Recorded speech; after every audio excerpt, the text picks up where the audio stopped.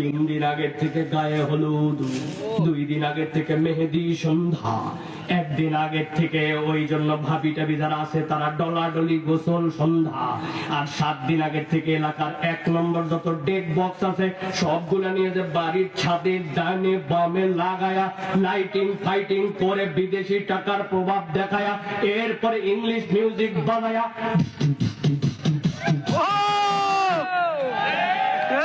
আছে আছে ওই দৃষ্টির বাড়ির থেকে এক হাজি সাহেব বার হয়ে আসছে আসরের নামাজের সময়।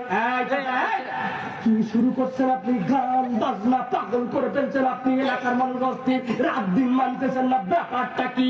হাজি সাহেব উল্টা বলতেছে, থাম থাম তোরও বেটি আছেন। কি ব্যাপার তোর বেটি আছে মানে? আমি কি এগুলা করতে চাইছি নাকি?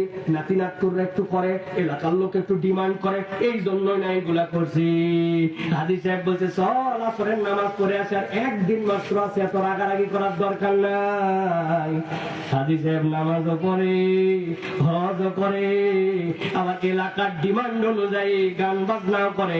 তাহলে হাজি সাহেবের ইলা কেবল আল্লাহ নয়, হাজি সাহেবের ইলা হচ্ছে তার অন্তর। কথা বলেন।